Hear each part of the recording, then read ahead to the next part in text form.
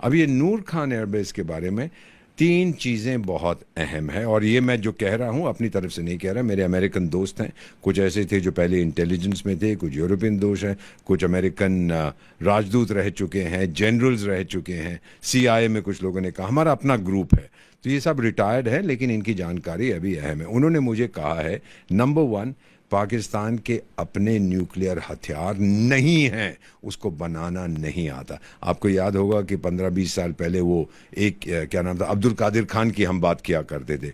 मुझे एक पाकिस्तानी रिटायर्ड राजदूत ने कहा, मुझसे कहा, एम्बेसडर ये तो हीरा मंडी में नाचने वाला था, इसको कुछ नहीं आता था और एक व्यक्ति न्यूक्लियर बॉम्ब नहीं बना सकता।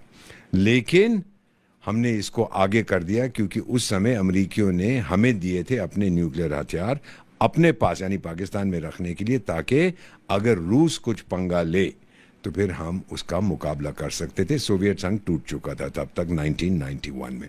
तो ये पूरा एक उन्होंने ढकोंचा बना दिया था ये दुनिया को ब्लफ करने के लिए।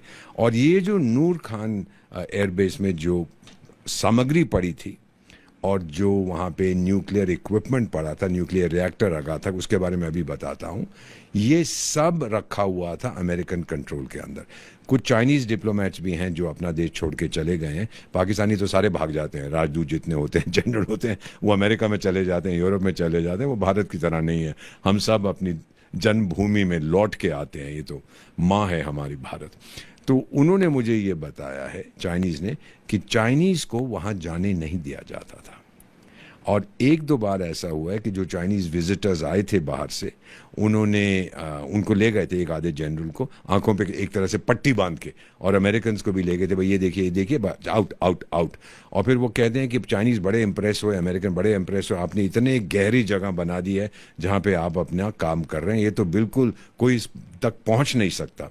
हमने क्या किया था, और ये मैं पूरी अथॉरिटी के साथ कह रहा हूँ, जो इसका एयर कंडीशनिंग का डक्ट होता है जिसमें से हवा ये लोग अंदर खींचते हैं या बाहर फेंकते हैं, उसके थ्रू, जिसके शायद साइज 1 मीटर बाय 1 मीटर से भी कम होगा, 2 फुट बाय 2 फुट होगा, उसके थ्रू हमने ये अपनी एक मिसाइल भेजी, अंदर जाके फट गई। और मेरा मानना है कई सौ, ये वही लोग मुझे अमेरिकन फ्रेंड्स बताते हैं, कई सौ पाकिस्तानी जो ऑफिसर्स थे, सोल्जर्स थे और साइंटिस्ट थे वहाँ पे जो काम कर रहे थे, वो ख़त्म हो गए, क्योंकि जैसे ही वो मिसाइल फटी हर जगह आग लग गई। तो इसीलिए वहाँ से किसी का शव नहीं मिला, बल्कि यहाँ तक कि पाकिस्तानी आर्मी जो हमेशा झूठ बोलती है, झूठ तो उनका सबसे बड़ा दान है, उनको तो अल्लाह ने सिखाया है कि झूठ बोलो, तो उन्होंने क्या किया कि बुलडोज़र चला दिए।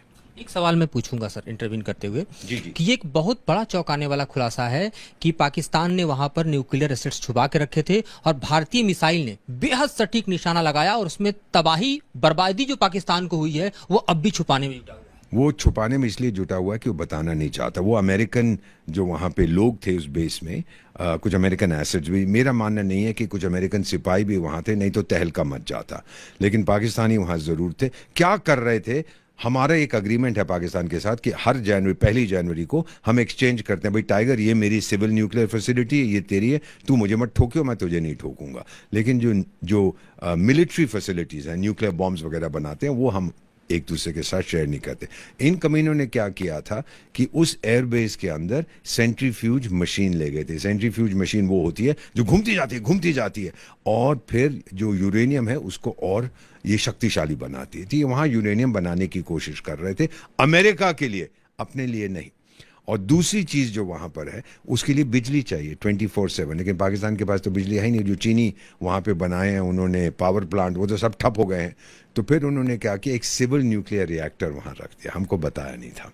और जब हमने हमला किया, हमने सोचा कि अब इन पर हमला करना है क्योंकि ये इनका एक बेस है, तो इसमें ये फंसा। और जो एक्यूरेसी थी हमारी, उससे अमेरिकन भी बिल्कुल घबरा गए थे। अब एक चीज़ आपको बताता हूँ, डोनाल्ड ट्रंप साहब बार बार कहते हैं कि मैंने मध्यस्थता की और ये फायरिंग इन्होंने बंद कर दी। एक टेम्पररी जो है क्या सीज फायर तो नहीं कहेंगे, बट टेम्पररी अग्रीमेंट किया कि हम नहीं करेंगे।